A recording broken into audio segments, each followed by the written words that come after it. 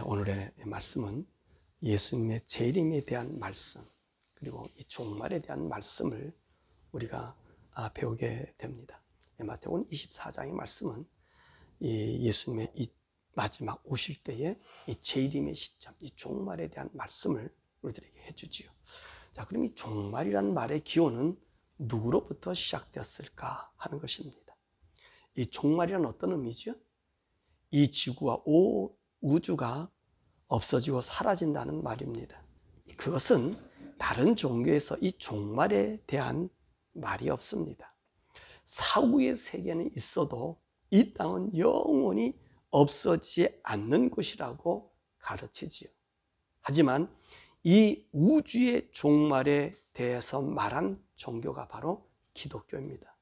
물론 유대교에서도 이 땅의 종말은 없습니다. 땅은 영원하다고 생각하는 것이 유대교입니다. 이 종말이 기독교에서부터 시작된 것입니다. 그렇다면 이 종말에 대하여 제일 먼저 우리에게 가르쳐 주신 분이 누구죠? 바로 예수님이십니다. 예수님께서 이 종말에 대하여 말을 했을 때에 예수님의 제자들도 이해하지 못했습니다. 그래서 이 제자들이 종말에 대해서 물은 것입니다. 예수님은 이 땅의 종말만 아니라 온 우주의 종말을 말씀하고 계십니다. 그래서 다른 종교에서 종말이다 이런 말 하는 것은 그들 종교였는 우리 기독교에서 도용한 말뿐인 것을 여러분 인지하시길 바랍니다. 그러면 왜 예수님께서 이 종말을 말씀하실 수 있을까 하는 것입니다. 왜 그러시죠? 그분은 온 우주를 창조하신 분이시기 때문에 창조주로서 이 우주의 종말을 이야기하고 있는 것이지요. 그러면 인류의 종말, 이 우주의 사라짐은 언제이냐 하는 것입니다. 이 종말은 예수님이 다시 오실 때가 종말입니다. 물론 예수님이 오시면 이 땅이 그리고 이 우주가 완전히 사라지지 않습니다. 예수님 오실 때는 이 땅과 자연, 그것은 일부분 손상을 받습니다. 그리고 해와 달과 별이 손상을 받아서 빛을 내지 않습니다. 그리고 나서 우리 예수님은 이 지상에 재림하시면서 이 땅에는 천년 왕국이 형성됩니다. 이때는 우리 인간이 살던 그 문명이 존재하지 않습니다. 하지만 예수님과 성도들이 함께 이 세상에 내려오면서 우리 하나님께서 우리 인간에게 만들어 주었던 최초의 에덴 동산과 같은 땅을 만드시고 그 땅에서 1차로 부활하는 성도, 휴거한 성도가 1000년 동안 우리 주님과 함께 지냅니다. 그리고 이 1000년 왕국이 끝나고 나면 이 지구상에 살던 사람들, 아담으로부터 시작해서 예수님이 오시기 직전까지, 그리고 1000년 왕국이 이 땅에 세워지기 전 후 3년 반의 대접장을 받고 죽임을 당한 이 최후의 사람들이 부활하는 2차 부활이 있습니다. 이 2차 부활이 있을 때는 하나님께서 이들만 부활시키는 것이 아니라 무저경에 갇혀있는 이 사탄과 그리고 그 하수에 있는 귀신들 모두를 다 이렇게 세웁니다. 다 살려놓습니다. 그때 이들이 어떤 일을 벌이냐면 우리 성도들, 천년왕국에 우리 주님과 함께 있던 성도들을 이들이 에워싸요. 왜 에워싸겠습니까? 성도의 숫자가 보잘것없어요. 아담 이후로부터 이 사단의 세력, 불신자 세력이 어마어마하지요. 그러니까 이들이요, 우리 성도들을 죽이려고, 멸하려고 그들이 우리를 둘러싸는 것입니다. 이때 하나님께서 그들을 하늘에서 불을 내려서 그들을 영원한 지옥으로 보내고 아울러 이 우주는 사라지게 되는 것입니다. 그리고 우리 성도들과 그리고 우리 예수님은 이제 이 세계가 아닌 하늘의 세계, 천상 영원한 세계에 우리 하나님과 함께 사는 세상이 열려집니다. 그때 우리 성도들의 직함이 뭐가 되죠?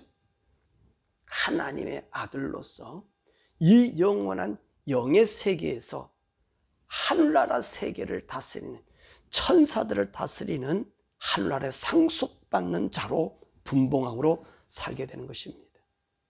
이것이 바로 우리 기독교가 말하는 종말의 신앙과 내세의 신앙입니다. 물론 이 말을 이해하지 못하는 분도 많이 계십니다. 요즘의 신학자들도, 이 목사님들도 이 신앙을 믿는 사람이 많이 적어졌습니다. 그러면 예수님이 이 종말이 일어날 일에 대하여 왜 우리에게 알려주시고 있냐는 것입니다. 그때는 어떤 모습을 하고 있냐는 거지요. 세 가지 징조를 나타나요. 이 종교적인 현상과 사회적인 현상과 자연적인 현상입니다. 오늘 마태복음 24장에 이 모든 것을 축약해서 말씀해 주고 계십니다. 첫째로 종교적인 현상입니다. 이 종교적인 현상은 타 종교의 현상을 말하지 않습니다. 우리 기독교에서 일어나는 현상을 말씀하고 계셔요. 왜 그러지요? 이 모든 역사의 중심은 하나님을 믿느냐에 안 믿느냐에 달린 문제이기 때문에 그렇습니다. 그러니까 하나님과 연관된 종교에 의해서만 하나님이 우리의 모든 것을 계시해 주는 거예요. 구약에서 바로 그렇지 않습니까?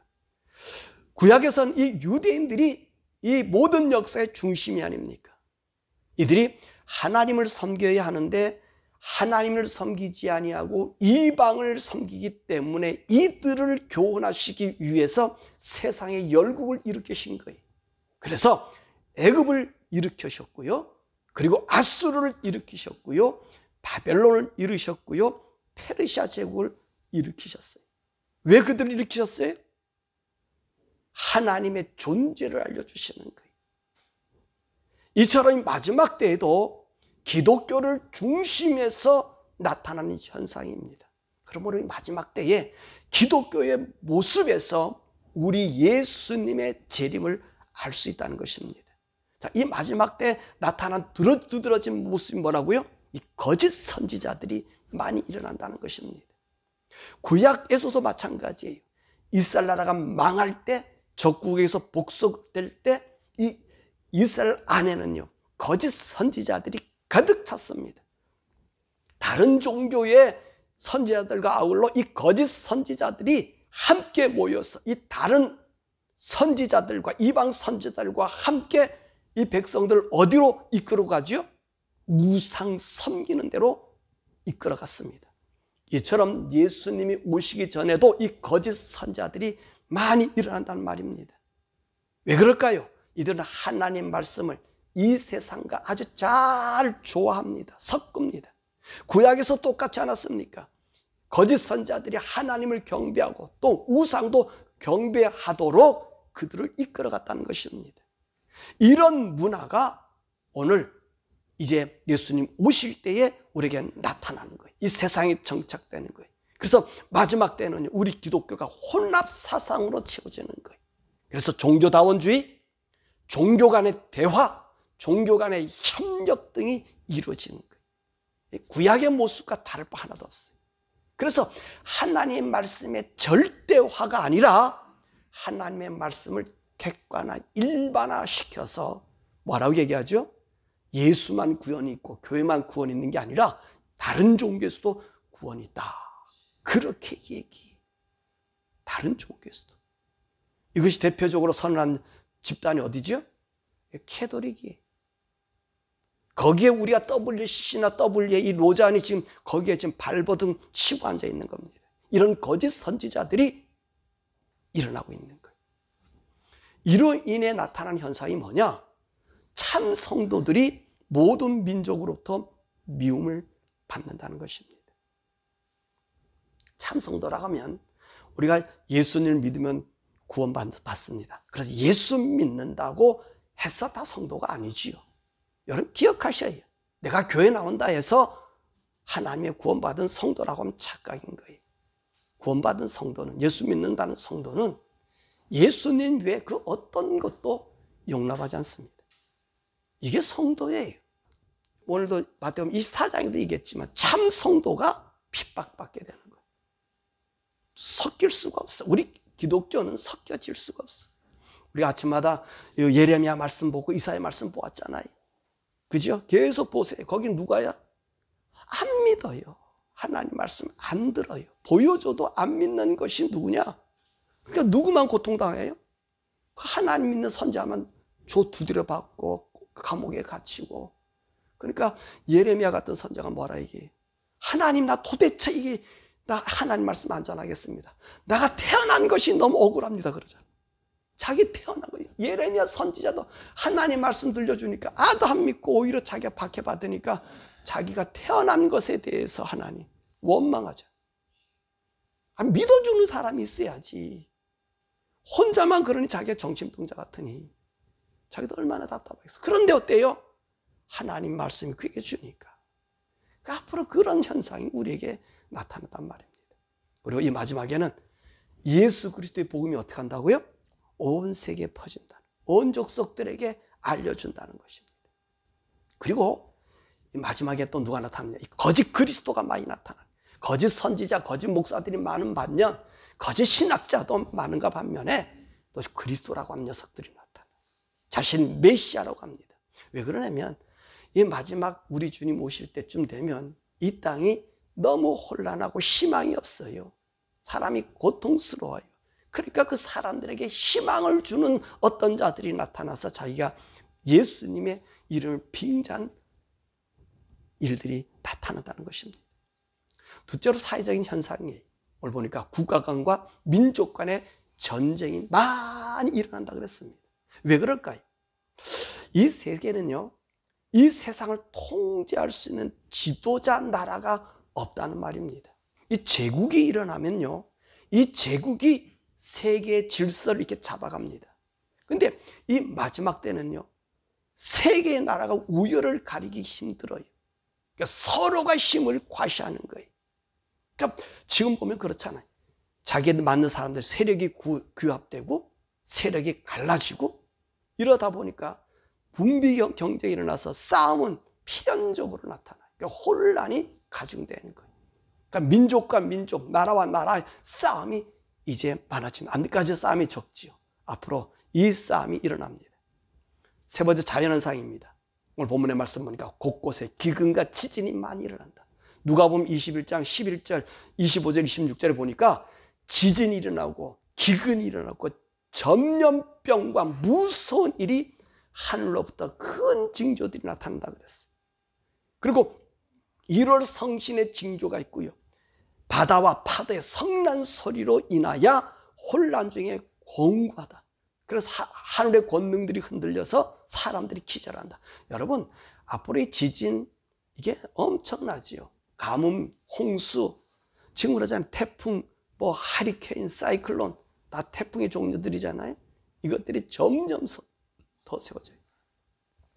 한국에 오늘 추석이 30도가 넘는 추석을 보내겠다 이런 얘기가 나와요. 이런 것이 엄청나죠. 가뭄, 재해 이런 것들이 앞으로 더 많이 일어난다는 것입니다. 더 많이 일어나요. 또한 하늘엔 징조를 보이죠. 하늘에서 별이 떨어지고 해가 빛을 잃고 달이 비치지 않는 것을 우리가 여기서 이야기하고 있습니다. 오늘 이것은 조금 이따가 다시 설명해 드리겠습니다. 이런 일이 언제 나타났어요? 나팔지향 때 나타나잖아요. 그죠? 이 말씀을 좀 이따 해드리고, 사회적인 현상이, 사회적인 현상은 사랑이 식어지고 불법이 성해진다. 왜 사랑이 식어지고 불법이 성해질까요? 이거 전부 개인주의가 발달되잖아요.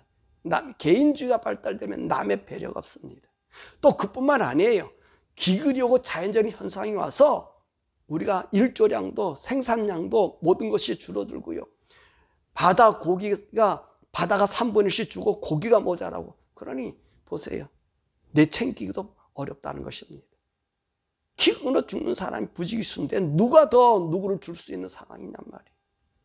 더욱이 이때는요, 적그리스도가 사람들을 통제하기 때문에 여러분 살려고 발버둥 치고 있기 때문에요. 사랑 존재가 없어요. 우리 성도들 왜 넘겨주는지 아세요? 적그리스도는 기독교인들이 믿거든요. 예수행이들 믿거든요. 그 예수행이들 팔 넘기면 돈을 주거든요. 앞으로 그런 시대에 우리가 접하게 된다는 것입니다. 자, 이렇게 맞물려졌을 때 이 세상이 혼란에 빠질 때 누가 치러내요? 진짜 적그리스도가 출현합니다. 이럴 때 이 세상의 혼란을 잠재우는 자가 나타나요. 아까도 얘기했지만요, 이 세상에 혼란이 와요? 이 제국이 없어요. 통치자가 없기 때문에 그래요. 근데 진정한 통치자가 나타납니다. 싸움하는 자의 싸움을 중지하고 평화를 갖다 주고, 그리고 물류의 분배도 일어나게 되지요. 그러면서 어떤 현상이 일어나느냐? 예루살렘에는 유대인의 성전이 세워져요. 본문 15절의 말씀 보니까 멸망에 가증한 것이 거룩한 곳에 선 것을 보거든. 이것이 뭐냐면 예루살렘 성전이 세워져요. 다니엘이 말했잖아요. 다니엘은 뭐라 그래요? 예루살렘에 이 성전이 세워진단 말이에요. 이 가증한 것이 세워진단 말입니다. 왜 예루살렘에 유대 성전이 세워지는 것이 멸망의 증거가 될까요? 하나님은요, 성전을 세우라 그랬어요? 하나님 성전을 허물어뜨렸어요. 예수님은 말씀하셨잖아요. 이 성전을 헐어버려라. 내가 3일 만에 세우리라. 그러면서 우리에게 예루살렘 성전 대신 뭐를 주셨어요? 교회를 주신 거예요. 우리에게 교회를 세워주신 거예요. 예루살렘 성전은 더 이상 필요한 것 아니에요. 그런데 누가 예루살렘 성전 짓기를 원해요? 유대인들이 짓기를 원해요. 유대인들이? 왜 유대인은 왜 그러죠? 메시아가 와서 이 세상을, 이 우주를 온전히 다스려야 되기 때문에.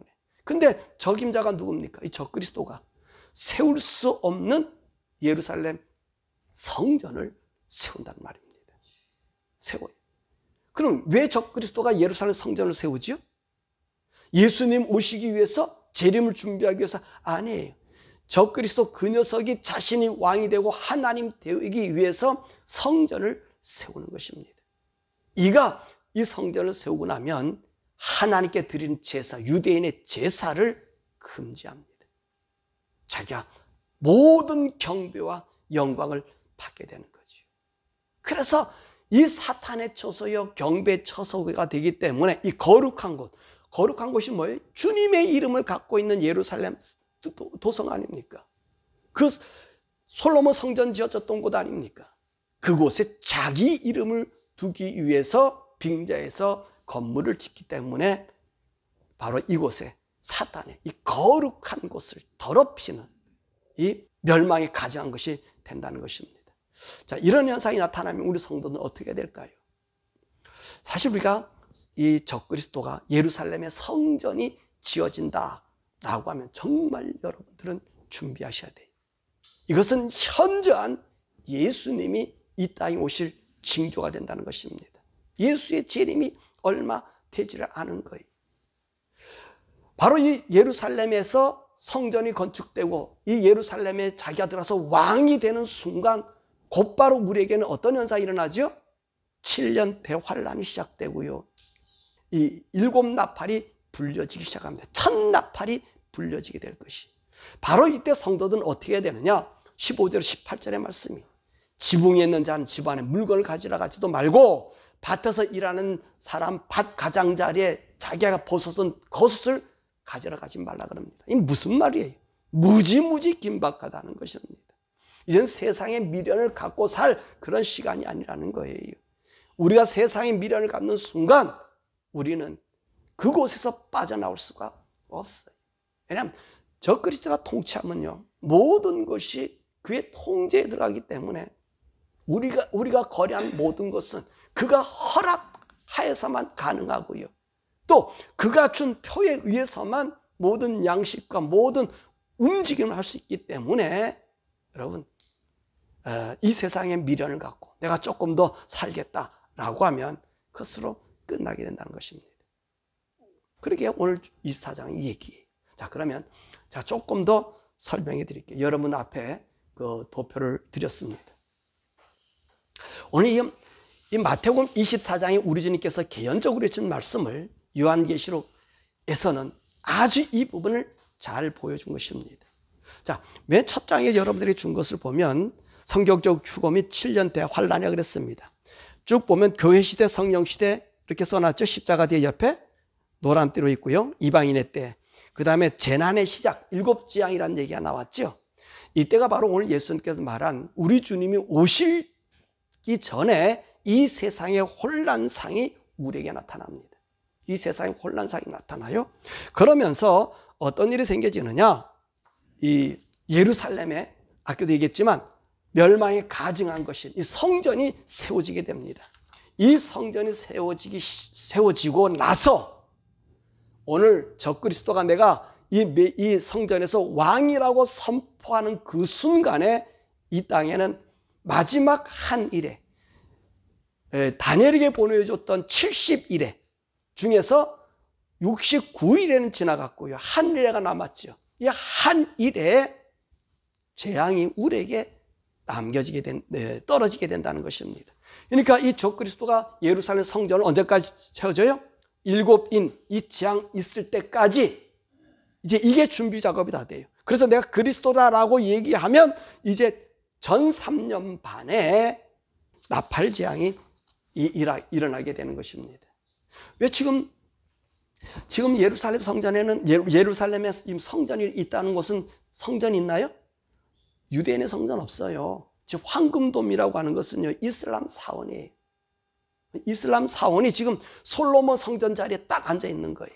근데 거기에 어느 성전이 지어져요? 하나님의 성전이 지어지는 거예요. 하나님의 성전. 거기에 누가 나타나는 거예요? 적그리스도가 자기가 그리스도로 나타나기 때문에 그렇습니다. 자, 그렇게 나타나면 어떤 현상이 일어난다고요? 앞에 7인은 어떻다고 그랬어요? 우리가 예수님께 얘기한 이 징조들이 보여주는 시간들이고, 그리고 난 다음에 7년 대환란, 7년 동안의 대환란이 있습니다. 전 3년 반과 후 3년 반이 있습니다. 전 3년 반에는 7 나팔이 있고요. 후 3년 반에는 7 대접장이 있습니다. 그래서 두 번째 책에 보면 두 번째 거 보면 7 나팔 재앙 전 3년 반 얘기가 나옵니다. 이것이 요한계시록에 있는 말씀인데 첫 번째서부터 네 번째 나팔, 이거는 공동재앙이라고 했습니다. 이게 무슨 말이냐면은 이때는 우리 성도와 불신자가 함께 이 고통을 당합니다. 근데 이것이 뭐냐면 첫 번째, 두 번째, 세 번째, 네 번째 이 나팔이 불려지는 걸 얘기하는 거거든요. 공동재앙에는 첫 번째 나팔이 불면 수목의 3분의 1이 해를 받아요. 두 번째 나팔이 불면 바다의 3분의 1이 죽어요. 생물이 또 죽어요. 그 다음에 세 번째 나팔이 불면 강물의 3분의 1이 먹지 못하게 쑥이 돼버려요. 그 다음 네 번째 나팔이 불면 아까도 얘기했잖아요. 무서운 일이 생겨진다. 하늘에 별들이 떨어진다. 권능이 흔들린다. 해와 달과 별이 빛을 잊어버리고 떨어지게 돼요. 빛을 잃어버려요. 천체의 침을 당해. 그런데 요까지는 누가 같이 당한다? 우리 성도들이 같이 당해. 근데 다섯 번째 나팔, 이걸 갖다가 첫 번째 화라 그랬습니다. 이 다섯 번째 나팔은 메뚜기 재앙이. 이 메뚜기 재앙은 어떤 재앙이냐? 불신자만 당하는 재앙이. 희한하지요. 왜 불신자만 당하느냐? 이것이 올라오는 게 지역의 무적행에서 올라오는 건데, 이놈의 메뚜기가, 황충이 사람들을 물어요. 사람들을 무는데 어떤 현상이 일어나느냐? 사람들이 너무너무 아파서 죽을 지경이, 약도 안 되는 거예요. 그래서 이 사람들이 죽기 너무너무 아프니까 어서 옥상에서 떨어지고 벨롬에 다 떨어지는 거야. 칼로 긁고 전 난리 쳐도 죽지를 않아. 죽음이 물러간다 그랬어요. 근데 이것이 누구에게만 온다고요? 불신자들에게만 와요. 자, 우리가 7년 대환란 전에 적그리스도가 나타나서 예루살렘 성전도 막 짓고 막 그럴 때 어떤 현상이란 이 7번째 나팔 불기 전에 인치는 역사가 있습니다. 인치는 역사. 제일 먼저 인치는 역사가 있고 난 다음 나팔장이 오는데 인치는 역사가 나타나요. 그때는 누구를 인치느냐? 아까도 얘기했지만 하나님을, 예수를 믿는 사람, 세상과 합하지 않는 하나님의 성도들에게 대해서 인을 쳐요. 이때는 유대인의 14만 4천 명입니다. 아니, 이건 전체적인 사람이 아니라 성경이 얘기한 그대로 유대인의 각 지파마다 12,000명씩 14만 4천 명이 인칭을 받고요. 그 다음에 세계 각국에 흩어진 거룩한 하나님의 성도, 예수 믿는 자들, 예수 이름의 피로 이 세상에 휩쓸리지 않는 자들에게 인치는 사건이 나요. 이게 인치는 사건이 나요. 그 인침이 끝나고 난 다음에 이 재앙이 내려지고 나팔장이 일어나거든요. 근데 이 나팔장은 어떻게 났다고요? 모든 사람이 다 듣게 합니다. 하나님. 여러분, 우리만 비밀로 하는 게 아니라 하나님이 모든 사람을 다 듣게 합니다. 왜? 구원의 기회이기 때문에 그래요. 그래서 첫 번째, 두 번째, 세 번째, 네 번째 나팔이 계속 불려질 거예요. 근데 사람 믿어요? 자연 현상으로 생각하는 거지. 근데 다섯 번째 나팔이 불려질 때 이 현상이 일어나요. 근데 유독 누구만 깨물어요? 기독교인 안 묻니다. 기독교인은 입맞은 사람은 이 다섯 번째 재앙에서 벗어납니다. 계시록에 말씀하셨어요. 불신자만 무는 거예요. 왜 불신자에게 물게 해요? 죽을러 해도 죽을 수가 없어요. 아무리 자살해도 자살이 안 돼요. 왜 그러냐면 하나님이 그들에게 마지막 구원의 길을 주는 거예요. 뭐냐면 지옥이라고 하는 것이 이런 곳이라는 거예요. 지옥이라는 것은 죽을래야 죽을 수 없는 곳이라고 주님이 마지막으로 보여주는 거예요. 그것이 다섯 번째 나팔 재앙이에요. 누구는 안 맞아요? 안 물어요? 성도들이 물렸다 해도 이 성도들이 많겠어요? 적겠어요? 몇 안 되지요. 그래서 여러분, 제가 전염병이라는 거 두려워하지 말라는 거예요. 하나님은 우리를 지키시면 우리를 보호하시지요. 이 나팔 재앙이, 진짜 이 나팔이 불려지면서 이 재앙이 우리에게 쏟아질 거예요. 성도는 괜찮아요. 이거 계시록의 말씀 우리가 계속 강해나고 있으니까 여러분 유튜브에 찾아서 보셔요. 네? 못 보신 분이면 찾아서 보세요. 그 성도도 한단 말이에요. 그 다음에 언제 나타난 여섯 번째 나팔은요, 유브라데 강의 전쟁이. 이 하고 난 다음에 여기는 2억 명이 모여서, 그래 그 말씀에 얘기했죠. 7천만 명이 죽어요, 거기서. 이게 마지막 전쟁. 이 세상에 우리 성도가 있을 때 마지막 전쟁. 그리고 난 다음에 일곱 번째 나팔이 불려져요. 이 당시에 누구도 같이 있어요? 적그리스도만 역할하는 건 아니라 그 뒤에 보면 두 증인도 이 시대에 같이 역할을 합니다. 그러면서 하나님 믿도록 얘기해. 유대인들과 이 이방의 지도자들 나타나서 예수 믿어야 된다고 마지막에. 근데 이 얼마나 기독교인을 미도하는지 몰라요. 그래서 이 두 증인이 죽고 나서 이들에서 죽잖아요. 그 다음에 이들이 부활해서 올라가잖아요. 그러니까 45일 그 사이에는 우리 성도들이 엄청난 고난을 당해요. 근데 우리 성도들은요, 입맞은 하나님의 백성들은요, 결코 그들에게 굴복하지 않습니다. 왜 그러죠? 하나님 이길 수 있는 힘과 능력을 주시고요, 보호하시기 때문에. 그리고 나서 일곱 번째 나팔이 우리에게 불려지게 되는 거예요. 그러면 어떤 현상이 일어나요? 우리 성도들, 이 땅에 있는 성도들이 하늘로 올라가게 되는 거예요. 잠자던 성도들이, 무덤 속에 있던 성도들이 올라가게 되는 거예요. 어디로? 공중에. 우리 일곱 번째 나팔이 불면 주님이 공중에 재림하셔요. 그러면 이곳에 누가? 잠자던 성도들이 부활하고 땅에 있는 성도들이 휴거하는 거예요. 그래서 이 3년 반 동안 어디 있어요? 공중에 우리가 있어요. 그러면 그 밑에는 어떻게 있느냐? 그 다음에 일곱 대접 재앙이 여기에 쏟아지는 거예요. 이때는 이 지구상의 모든 문명을 파괴시켜버려요. 어떤 사람들은 그래서 무천년주의자와 후천년주의자들이 성경을 잘못 보고 있다는 거예요. 이거 성경에 있는 내용 그대로 얘기한 거예요. 이 땅에 무지하게 발전시켜서 전자 무슨 기업에게 발전시켜, 그래서 예수님이 오게 한대. 예수님이 그곳에 다스리게 한대. 왜냐하면 오늘 대접재앙에 벌써 이 지구는 어떻게 되죠? 다 없어져 버려요. 다 부서져 버려요. 오늘 나팔재앙의 네 번째 재앙까지 이 지구가 3분의 1이 괴멸이 돼버려요. 양식 이것들이 없어져서 전 난리. 그래서 적그리스도 통제하면서 매매하고 팔게 되는 거거든요. 그런데 우리 성도가 공중에 휴가하고 난 다음에 왜 보여주는 거거든. 이 땅은 어떻게 해요? 다 문명이 하나님이 한 대접, 두 대접, 이 대접을 쏟아서 이 지구를 멸망시켜요. 그리고 난 다음에 다 죽었잖아요. 그죠? 있는 사람 다 죽었잖아요. 그래서 우리 주님이 이 땅에 재림하시는 거예요. 성도들과 함께 와서 이곳에 천년왕국을 만들어주시는 거예요. 그럼 천년왕국을 왜 만들다 그랬죠? 여러분, 우리 성도들이 예수님과 함께 이 천년왕국, 우리 주님이 온 우주를 만드신 하나님이시잖아요. 에덴 동산을 만드신 하나님이잖아요. 그 에덴 동산을 만들어서 우리로 하여금 하늘나라, 영원한 나라의 왕자의 수업을 가리키는 거예요. 왕의 수업을 가리켜요. 왕이. 그래서 새 예루살렘이 내려온다 그랬잖아요. 그다음 우리가 이제 천년왕국 끝나고 나면 그 다음에 누가 나타나요? 계시록의 말씀 보면 누가 나와요? 이 불신자들이 이 부활해가지고 이 사단이 부활해서 우리를 진멸할 때 한꺼번에 모두를 어디다 집어넣어 버려요. 영원한 불못에 집어넣고 이 땅이 없어져. 이 우주, 이 세계가 없어. 이 지상 하늘 모든 세계가 없어지고 그 하늘의 세계가 우리에게 오는 거예요. 그때 새 예루살렘이 내려온다 그랬죠. 그 예루살렘 무슨 건지 아세요? 하나님과 하는 성전이라고 그랬잖아요.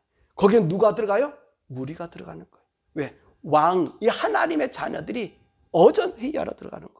우리가 분봉할, 야, 우리 하나님께서 우리 기업을 준다 그래서 하늘의 기업을. 하늘을 상속시켜 우리가 분봉하게 되는 거예요. 그럼 성도들이 얼마나 될까요? 우리 성도들이 얼마나 될까요? 아담 이후에 그리스도 믿는 성도들이 얼마나 될까요? 그렇게 많지 않아요. 여러분, 그렇게 많지 않아요. 근데 우리 성도들이요, 그 천상에 우주보다 더 큰 하늘의 세계를 우리가 주님의 대신 그 나라를 다스린단 말이에요. 이게 그래서 우리 기독교인들이 종말을 기다리는 거예요. 이 세상이 뭐 살기 힘들어서, 여러분, 이 세상은요, 하나님 없는 사람은 이 세상이 오래 살아야 돼요. 죽을 때까지 살아야 돼요. 아주 그냥 똥칠하고 똥칠해서 살아도 얼마 사느냐, 200년, 300년 살 수 있으면 살아야 돼. 왜? 지옥의 고통보다 나니까. 근데 우리 성도들은요, 우리가 죽는 이 세상은요, 영원한 안식, 그 나라를 기다리기 때문에 오히려 이 땅에서 죄 안 짓고 살기로. 왜냐하면 죄를 덜 지면 덜 질수록 우리는 하늘나라에서 누리는 영원한 영광이 크기 때문에 그러는 거예요. 크기 때문에. 이걸 모르면 사람들이, 야, 나 죽다 살아났다. 야, 하나님 나 살려줬다. 저는 그 얘기 들으면 어떨 때 설교도 얘기했지만, 이게 도대체 이게 뭘까? 그런 생각이 들어요. 왜냐하면 주님 만나러 가는 것이 우리 성도들에게는 어떻게 기쁨의 날이 돼야 되는데, 야, 하나님 살려서 감사합니다. 하나님 보기 싫다는 거 똑같은 거 아니에요? 진짜 우리가 믿었다면, 그 주님 소원한다면 가야 되잖아요. 그러니까 베드로나 그 사도들은 그러잖아요. 내가 주님 앞에 부음받고 갈 날이 다 가까웠다고. 그들은 고대하잖아요. 왜? 그 세계를 보고 있으니까. 그 영광을 아니까. 보세요. 요한계시록 말씀해 보세요. 우리 성도들이 올 때 누가 경배해요? 천군이 경배해요. 우리가 온다고요. 엄청난 환영이 준비돼요. 왜냐하면 우리는 하나님의 아들입니다. 저와 여러분들은요, 하나님 형상, 그 영혼을 받은, 하나님의 혼을 받은 하나님의 아들입니다. 아들이 지금 하늘나라로 가는 거, 자기 상속받으러 가는 거. 이 얼마나 어마어마한 일입니까? 근데 나이가 좀 들으셔서 아프셨다가 살아났네, 죽다가 살아났어. 나 죽을 뻔했잖아. 살아났다고. 그럼 저는 조금 그 말에 그래, 인정은 해주지만 아니지 않느냐. 우리가 뭐를 보여주는 거야, 목사들이. 하늘의 세계를. 있으면 보여줘. 그들이 못 보니까 못 보여줘서 얘기하는 거예요. 못 보니까, 그 세계를 못 보니까. 옛날이잖아요. 죽은 정승보다 상계가 낫다고. 개똥밭에 굴러도 이승이 좋다고. 지옥의 사람은 이승이 좋아요. 하늘의 사람은 주님 배우는 게 기뻐요. 주님 바로 이 말씀을 우리들에게 해주시는 거예요. 사랑하는 여러분, 여러분에게 정말 하늘의 나라가 여러분의 나라입니까? 천국이 여러분의 나라입니까? 예수를 왜 믿습니까? 종교를 믿습니까? 좀 잘 되고 더 잘 살고 가봐야 내 거 하나도 없어요. 다 가져갑니까? 옷 하나 달랑 그것도 가져가지 못해 다 썩어버리고 버려지는 거예요. 하늘의 소망 가지세요. 예수 안에 거하세요. 예수가 생명이에요. 그 영광이 무한합니다. 여러분, 제가 이 말씀을 여러분들에게 가르쳐주면 다른 얘기 안 집어넣고 하는 이유는, 왜냐하면 이 말씀 안에 보면 그 하늘이 보여요. 하나님 나타나서 여러분 그 세계를 알려줘요. 보여줘요. 근데 세상 것이 들어와서 섞어놓으면 안 보여요. 세상만 보여서 거기서 더 살겠다고, 개똥밭에 뒹굴겠다고 개벽다기 하나 물고 더 춤만 질질 흘리고 있단 말이에요. 하나님 보세요. 주의 영광 보세요. 주님 만나세요. 그분이 내게 말씀하시고 그 열려주신 그 세계를 보세요. 예수가 나의 구주가 된 것이 얼마나, 하나님은 나를 위해 죽으신 그 십자가의 보혈이 얼마나 큰 건지 경험하세요. 그러면 여러분도 저와 같은 얘기 할 거예요. 저와 같이 믿을 거고 저와 같이 따라갈 거예요. 그럼 우리 모든 성도 되기를 주님의 이름으로 축원합니다.